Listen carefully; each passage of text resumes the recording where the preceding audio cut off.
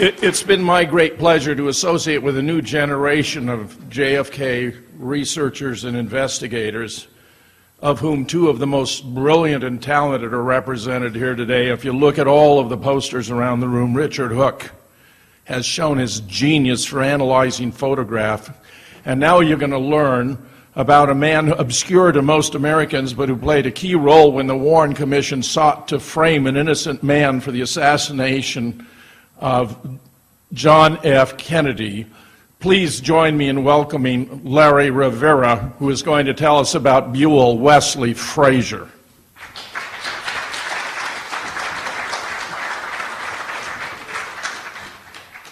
Thank you.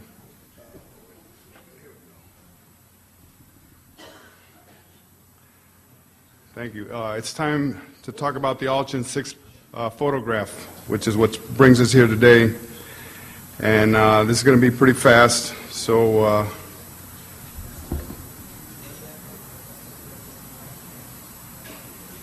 the crucial role of Buell Wesley Frazier.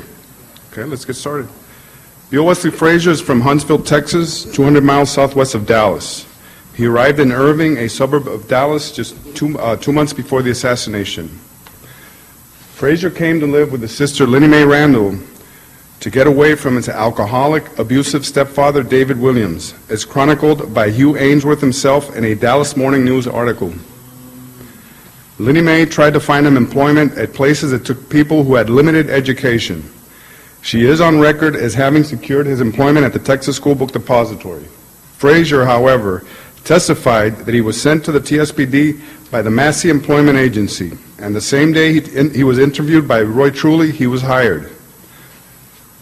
This is the distance between the Payne residence and the Randall residence. November 22nd, 1963. Frazier picked up Lee Oswald, who had been waiting for him outside after walking half a block from the Payne residence.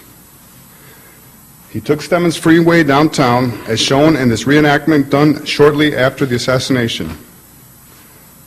This contemporary map shows his route coming in from the northern suburb of Irving, down Stemmons, down to Maine, on to Houston, then Record Street, Munger, and this is the area where he parked his car. These images taken from the same reenactment show Frazier arriving downtown at the Texas School Book Depository. These images show this was not just any parking lot. It was well removed from the TSPD, a distant employee parking, according to a YouTube video. From there, they allegedly walked the 4 blocks to work. It was cold and foggy, and it had been raining that morning. The official story is that at this point they supposedly separated, and Oswald advanced ahead of him, going into the building carrying his famous package under his armpit. A distant employee parking. When we come back? All right. Sorry. Frazier stayed behind because he wanted to charge the car's battery. After at least half an hour drive, this would have been unnecessary to do because the generator would have charged the battery by virtue of the time it would have taken to drive in from Irving. A faulty voltage regulator or generator would have rendered the car undrivable. Frazier worked along Lee Oswald on the first floor, filling orders until 11 a.m. And of course, this is Frazier charging his battery. The 1977 HSCA interview of Edward Shields, a lifetime employee for the TSPD, contradicts this version of events. Shields witnessed other co-workers asking Frazier about his passenger, and Frazier answering, quote, "He dropped him off at the building," unquote, after making the turn from Houston onto Maine. Then they noticed how Frazier parked his car on the other side of the railroad tracks, right up there, when he always parked his car on Houston Street, which is right here, 1.5 blocks away, and would then walk with Lee the short distance to the building's rear entrances. Quoting Edward Shields, they, meaning Frazier and Oswald, would park their car right on Houston Street and get out and walk to the building on Elm. They told me that he let him out at the building. He, meaning Oswald, did not come on the parking lot. Shields was asked, "Are you talking about the morning of the assassination?" And Shields answered, "Somebody hollered out and said the answer he gave him. I dropped them off at the building." With the weather as noted, the most convenient and obvious thing to do would have been to drop Oswald off at the bend of Houston, where he could easily access either the Houston Street entrance or the rear entrance, which is shown here. Lee wore a gray-colored jacket to work that day, which was later found in the basement. He also wore that brownish-orange tweed overshirt on top of a T-shirt, the same he is seen wearing throughout the day and night of 11/22, 1963. As noted here, Frazier dropped him off in front of the building that day. It is now time to introduce one of the major players in the JFK assassination cover-up, Joseph Ball, Warren Commission counsel. He took over 100 depositions, among them Buell Wesley Frazier and his sister Linnie Mae Randall, Billy Lovelady, Joe Molina, Danny Arce, Bill Shelley, Luke Mooney, Lee Bowers, Jack Doherty, Tom Dillard, all of these crucial witnesses to the assassination. When Joseph Ball took Frazier's deposition in Washington, D.C., he showed him Commission Exhibit 361, which is a map drawn by the FBI for the Commission. After careful analysis of this exhibit, we must come to the conclusion that this map has been falsified. These images conclusively show that Houston Street did not go straight through the railroad yards, but ended there and curved into Ross Avenue, right here. Contemporary maps of the era prove that Houston Street continued on the north, on the other side of the railroad yards, where it intersects today with Continental Avenue. This area here marked in blue did not exist. Houston did not exist at that time there. This aerial image of Dealey Plaza shows how Houston Street ended at Ross Avenue, and this is Houston curving into Ross. Nothing going beyond that, which curved right after the Texas School Book Depository and the Daltex buildings. CE 361 has been falsified. Chicanery by Joseph Ball. The inference is that the Commission wanted it to appear as if Lee, Oswald, and Frazier walked unimpeded down a street with its own sidewalk to the Depository building. Buell Wesley Frazier recognized the deception and made sure that he told Ball for the record that, quote, "I see that is there where you say that is the street going up to the parking lot there," end quote. Joseph Ball's reaction was to change the subject to Frazier's car. And this is what Frazier told Ball that day. "Where you say that is the street going on up to the parking lot there." This is a view of where Frazier supposedly parked his car, and you can see the terrain and the railroad yards where Buell Wesley Frazier and Lee Oswald were supposed to have walked up to the Depository building right there in the background. The package. Frazier and his sister Linnie Mae were the originators of the famous package allegedly brought in by Lee Oswald into the TSBD. These images establish once and for all the unlikeliness of this absurdity. It was physically impossible. The Warren Commission, in comical fashion, insinuated that the rifle could be assembled with a dime in less than 6 minutes. Ian Griggs demonstrated the unlikeliness of this in his 1994 article, The Mannlicher Carcano, a practical experiment in its reassembly, where he demonstrated and proved it was impossible to reassemble this rifle with precision. This rifle weighed a total of 6.5 to 7.5 pounds, and these are all the different components of the rifle. Needed a screwdriver to put it together, 5 different screws. Allegedly, he put this rifle together with a dime, which may make us think what would have happened if it had been a penny. All right. The image at the top left is Buell Wesley Frazier from the episode The Patsy of the Men Who Killed Kennedy by Nigel Turner, demonstrating how Lee carried his package that day. As noted, the broken down Mannlicher Carcano required not only time but a screwdriver to put together, as shown here by Ian Griggs. At right, Pierre No demonstrates the correct length and width of the broken down rifle in its paper wrapping, which extends at least 1 foot above the armpit. Frazier's position on 11/22, 1963 at 12:30 p.m. Frazier was standing on the TSPD front stairs when the motorcade drove by. He heard the shots, stayed for a few minutes at that position, then went back inside to eat his lunch in the basement. Question, why did he not run with the others to the knoll and the railroad yards? He left the depository building between 1 and 2 p.m. and supposedly went straight home.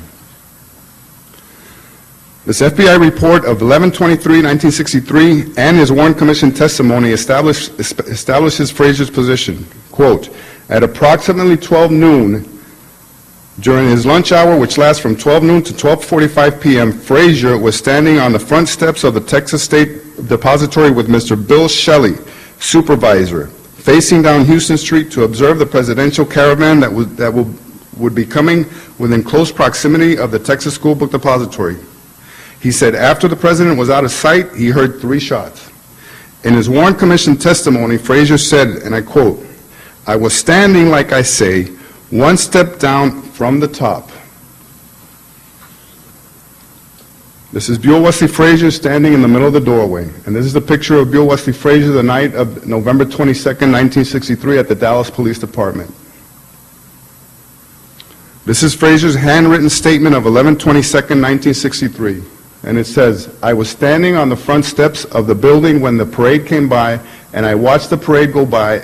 After the President Kennedy got out of my sight, I heard 3 shots, etc.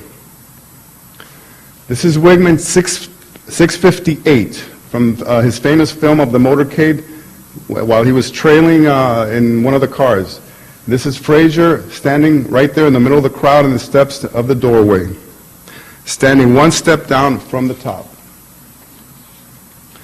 The previous 3 slides established Buell Wesley Frazier's exact position in the middle of the doorway, proven beyond any shadow of a doubt. That's him right there. The first thing he did was eat his lunch in the basement of the Texas School Book Depository. This is a picture of where he supposedly went down to eat his lunch. Some researchers have postulated that his actions were very suspicious because the power to the elevators was cut off at that time. At the time there he was by himself, and that is precisely where the breaker box for the elevators was located. He told the Warren Commission he left between 1 and 2 p.m., which was a very, very generous time frame. This should have been pinpointed exactly. Captain Fritz dispatched Detective Stovall, Rose, and Adamsick to Irving at 2:30 p.m. looking for Frazier. Buddy Walters and Harry Weatherford joined them an hour later. They proceeded to search the Ruth and Michael Payne residence for evidence. Would this coincide with the time the Altgen 6 was being altered? Since Frazier's car was not enclosed in any way, he could have left any time, and apparently he did. Linnie Mae covers for Frazier. Frazier, however, did not go home, but supposedly went back to Irving to see his stepfather, David Williams, at the Irving Professional Center, who had been convalescing there for a month. This is the same guy he left Huntsville over. Between 4 and 5 p.m., Linnie Mae approached the officers who were at the Paynes and advised Detective Adamsick that her brother was visiting her father at Parkland Hospital, and that we could reach his daddy there. Why did she send the officers to Parkland Hospital? And why was she buying time for Buell Wesley Frazier? Frazier was unaccounted for until 6:45 p.m. when he was arrested, close to 6 hours later. More than likely, the police started looking for him as soon as they learned from Oswald who had driven him to work that morning. Finally, he was located at 6 p.m. at the Irving Professional Center. Frazier confirmed to only this last July that he was at the Irving Professional Center only for a short time. This leaves close to 5 hours where Frazier is unaccounted for.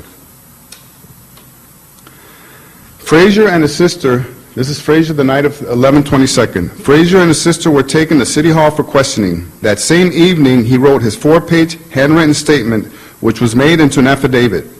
At 9:30 p.m., when they were almost back in Irving, Captain Fritz ordered Frazier to turn around and take a polygraph test.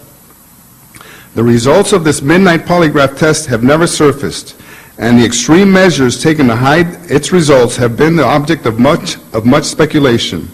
This will be dealt with next when we talk about George O'Toole and the assassination tapes. Recently, Frazier talked about the treatment he was subjected to at the DPD that night, and I quote, "Why can't they accept what I'm telling them?" unquote. Captain Fritz walked in with a typed statement for him to confess that he had knowledge of the JFK assassination. He read the first two sentences and protested he was not going to sign that. A red-faced Fritz raised his hand as if to hit him, to which Frazier reacted and told Fritz that even with cops standing outside, he would be sure to get in a couple of good licks, and you will remember me. Fritz snatched the unsigned statement and stormed out of the room. And we need to take a closer look at this slide here, because this is Frazier wearing light-colored pants, and only recently we found these images from a video of Frazier at the DPD, and he's wearing light-colored pants, and this is the same jacket that he was wearing in the doorway that day. Well, young Wesley Frazier gets drafted into the Army.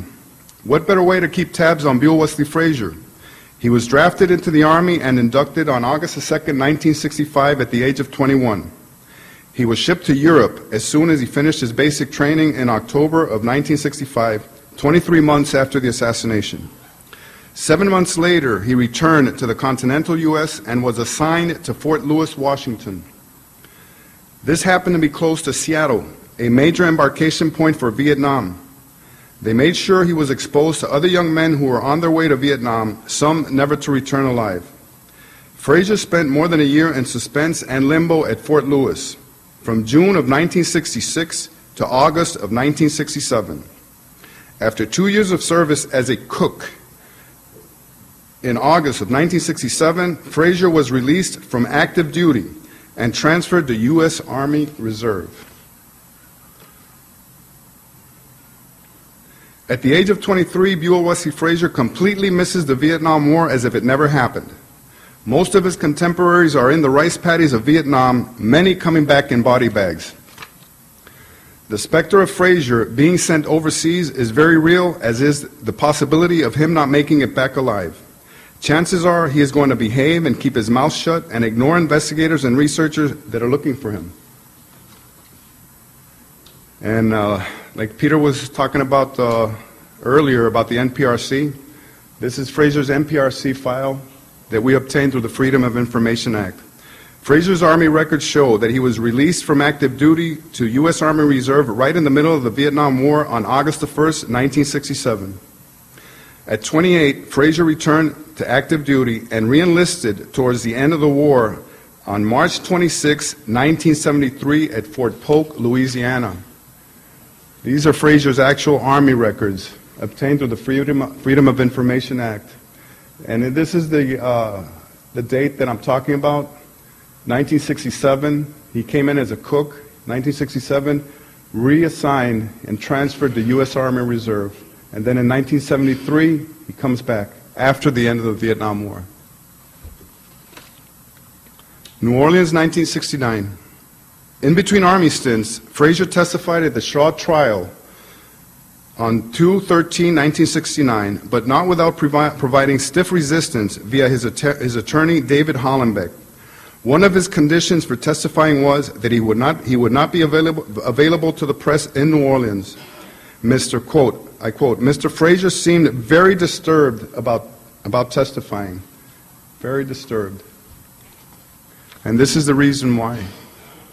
In his testimony under oath, he misstated his, Loveladies, and Shelley's positions, stating he was at the top of the stairs and Shelley and Lovelady were right down in front of me at the bottom of the steps. Frazier's unreliability as a witness is probably the reason they made him re-enlist after the war. There is no doubt they had to keep hiding him. George O'Toole and the assassination tapes. In the early 70s, George O'Toole analyzed Frazier's CBS interview for voice stress analysis shortly after the assassination and determined his degree of deception to have gone through the roof during the entire 42-second exchange. Judging, and I quote, judging from the PSE charts, when Buell Wesley Frazier made that statement, he was in a condition of sheer terror, unquote. O'Toole now started looking for Frazier. After failing to find him in Dallas, he visited Linnie Mae, who quickly brushed him off. The only thing he could get out of her was the fact that Frazier was in the Army and could not be located. After a chance encounter, O'Toole hired Tony Pelicano to find Frazier for him. From Pelicano's recordings, 6 particular questions caused moderate to hard stress in Frazier and therefore made O'Toole doubt his truthfulness. In closing this chapter, O'Toole wrote, quote, "The midnight polygraph examination of Buell Wesley Frazier lies at the very heart of the mystery of November 22nd, 1963. Why does it provoke hard stress, false statements, and curious lapses of memory among the Dallas police officers who should be the most familiar with it? The answer to these questions can only be the darkest speculation," end quote.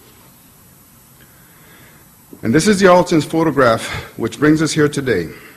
The areas marked in red are areas of obvious alteration via airbrushing, masking, and opaquing.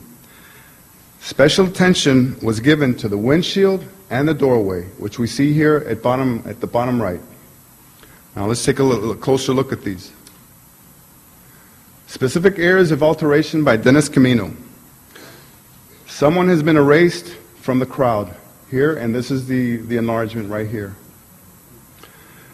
Driver of the LBJ Secret Service car and backseat passenger erased right here. The black man on the fire escape. Compare Altgens 6 to the Altgens 5 below. A blob covers the support column of the fire escape. You can see it here, here, here. No blob covering here. Altgens 6 and Altgens 5. Altgens 5 was taken while the limousine was on Houston Street before it turned onto Elm. Area of the windshield early in the motorcade. Right here, the tint, the area of the tint, which is almost transparent, which later morphs into a dark amorphous blob, which now covers the upper windshield. Then to the left of the Altgens 6 picture, more blobs hiding people in the crowd here and here. The Altgens 6 crown jewel, the TSPD entrance. For the purpose of this presentation, the suspected removal of Buell Wesley Frazier in the area circled in red right here.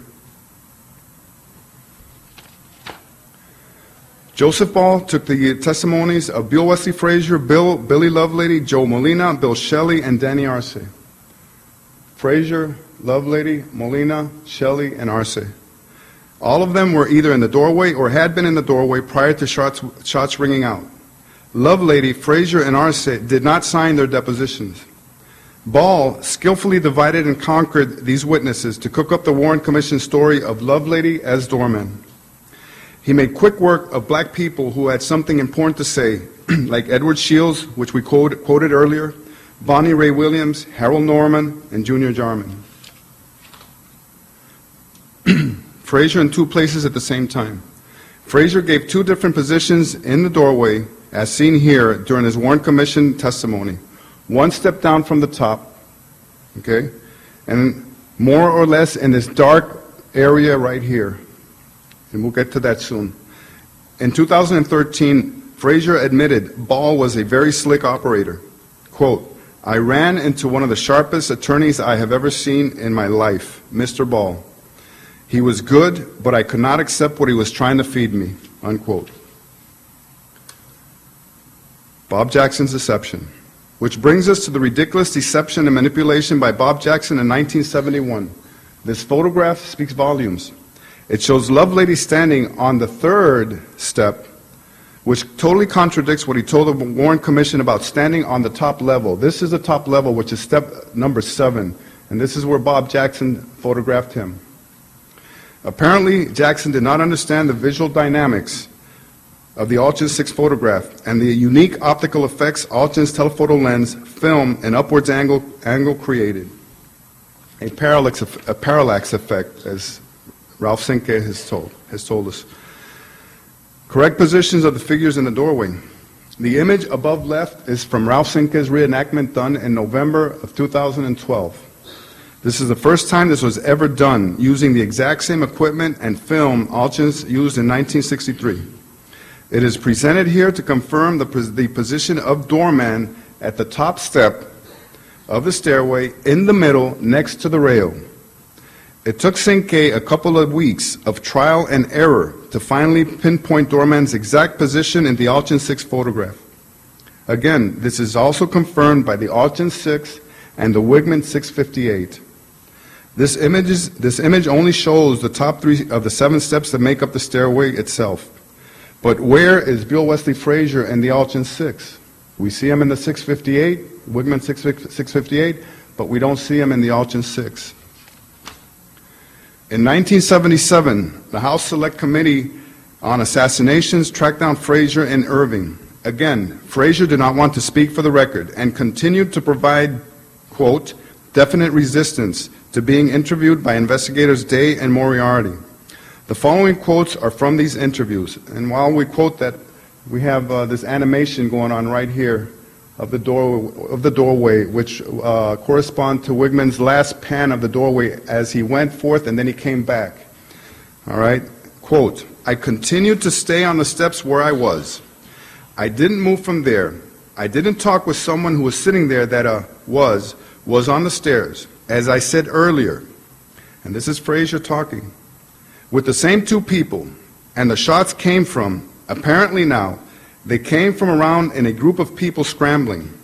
Later on the same topic, quote, and I moved to the right because I was very interested in staying. There is no way to get caught standing there in the middle. Because I was very interested in staying. There is no way to get caught standing there in the middle. Then Day asked a very simple, important, and relevant question. Are you in any pictures? Frazier answers, no, I don't remember. What I was going to say is that it sounded like they were taken in the fall. It was then that was, perfect. But being there at the time, I didn't know. And anyways, they terminated asking questions. And when I answered back, I tried to tell them the truth, and that made them very angry. I tried to tell them the truth, and that made them very angry. Now let's talk about the dimensions of the TSBD doorway and the top landing. These images from the Warren Commission show how small the top landing actually was. These images show, now, as seen from the entrance, as seen from the inside. These images show the top landing of the entrance from the inside, which measured approximately 3 to 3.5 feet. So how small was the top landing? The Skaggs image shows how restricted the top landing was, where only 1 row of people could fit. This TSBD entrance composite shows how tight that top landing actually was. We have overlaid the Skaggs image with one from the Warren Commission, which happens to show the exact same angle concentrating on the top landing of the entrance. This is the area in question right here. And we're going to see why. Transformation of the entrance. We went from this to this. Our hypothesis, therefore, is that the entrance was moved in from approximately 3 feet to 8 feet. Vincent Bugliosi at the 1986 mock trial, Frazier in the shadows. Vincent Bugliosi points to area where Frazier is supposed to be, and I quote, yes, sir, this is Frazier now. I was standing up there in the shadows where you can't see me, about several steps back. About several steps back. Well, several steps back now, after the remodeling of the entrance. Was the retrofitting in response to this testimony? So the only way several steps back can be accomplished would be by using the current measurement of the top landing of the TSBD entrance, which was measured by Rosie Cinque on just a couple of months ago on August the 3rd, 2013, which has now been expanded from here to 9 feet 1 inch. This confirms and validates our hypothesis. So this is our Ten Amigos slide. This is our interpretation of the Weigman figures. Roy Lewis, Mattie Bell Reese, Sarah Stanton, Pauline Sanders, Joe Molina, Bill Shelley is either here or a praying man here in the corner, Otis Williams, Billy Lovelady, Buell Wesley Frazier, and Lee Harvey Oswald. Frazier's many positions needed to be incorporated into this table. for easy access and interpretation. We've got dates, venues, and what Frazier said about his and/or Lovelady's location and position. November 22nd at the Dallas Police Department, standing on top of the steps. March 11, 1964 at the Warren Commission, where he gave two different positions. We've already covered these. He was one step down from the top, standing by the rail, and more or less in the black area. Then at the Shock trial in 1969, at the top of the stairs, and Lovelady and Shelley were down in front of me at the bottom of the steps. 1978, HSCA interview. Most of what he said in 1978 was a little incoherent, but basically he was there on the steps in the sunshine. Then in 1986, at the mock trial, where Spence asked him, you recall these 23 years later that Mr. Lovelady was standing in front of you at that precise moment, about 4 steps in front of you, is that correct? And Frazier answers, yes, sir, that is. So, reverse engineering the Altgens 6. Why was Frazier removed from the Altgens 6? Because Lee Oswald was right in front of him, to his right, and Billy Lovelady was right above him, to his left. Because it was possible the Carcano, the rifle, could have been smuggled into the TSBD after being transported in and retrieved from the trunk of Frazier's car. Because Frazier could have been a possible getaway driver. His car was parked far away from the action and conveniently within a few feet of the railroad tracks and 2 side streets. This makes his 5-hour disappearance take on new meaning. Passively or actively, Frazier was crucial in helping frame an innocent man. And this is where we place Frazier back in the area where we believe he was erased from. Now, Frazier seems to have been manipulated by forces unknown to go along with a scenario that has been proven to be impossible. For example, the package. Unfortunately, Frazier became the main witness to identify Billy Lovelady as the man in the doorway. He has given us hints along the way that say he has been manipulated and coerced. He tried to show Ball he was being presented with a falsified map, and he told Moriarty and Day that, quote, they did not want the truth. So, this is a comparison between the Weigman and the Altgens. When we see this in the Weigman 658, we should see this in the Altgens 6. Yet, we do not. The reason Buell Wesley Frazier was removed from the Altgens 6, believe it, we are on to them. They cannot kidnap history and get away with it. They could not possibly cross all the T's and dot all the I's, and here is the evidence. Frazier's epiphany. This is a 6, oh, I'm sorry. I'm presenting Altgens 6 with Buell Wesley Frazier restored. Frazier's epiphany. This is his 6th floor museum interview of 7/13/2013. Frazier says the package could not have been a rifle. It was no more than 2 feet long and cupped in Lee's hand and under his armpit. Quote, neither the barrel nor the stock were short enough to fit under his arm. Quote, no way it would fit in there. Quote, Frazier does not know how the rifle got into the TSBD. He, meaning Lee Oswald, did not bring it in that day. He insists, he still insists, he is not in any photographs because he was on the top step, in the shadows. Well, unfortunately for Frazier, we have proven here today that he is in photographs taken that day. Frazier says he heard one shot which he thought came from in front of the limo, then 2 shots in quick succession which he cannot pinpoint due to the echoes of Dealey Plaza. He tried to follow Shelley and Lovelady, then in the commotion and chaos stayed at the entrance for a few minutes. While there, he says he saw Oswald step out onto Houston Street and cross Elm Street. Stephen Fagan, the interviewer, had to remind him that he went into the basement. Frazier now confirms that he was at the Irving Professional Center, but only for a short time. This still leaves close to 5 hours where he is unaccounted for. Regarding the interrogations at the DPD that night, quote, why can't they accept what I'm telling them, unquote. Well, we already talked about Captain Fritz walking in with a typed statement, so I'm not going to repeat that. And regarding Lee's guilt, quote, I don't know anybody who can prove that. It's a theory, unquote. On the Warren Commission, quote, They already had their answers and weren't interested in anything I had to say, and they tried to make me change my testimony." End quote. On Joseph Ball, again, "I ran into one of the sharpest attorneys I've ever seen in my life, Mr. Ball. He was good, but I could not accept what he was trying to feed me." And finally, Frazier wants us to know that we should walk a couple of miles in his moccasins. And that concludes our presentation on Buell Wesley Frazier.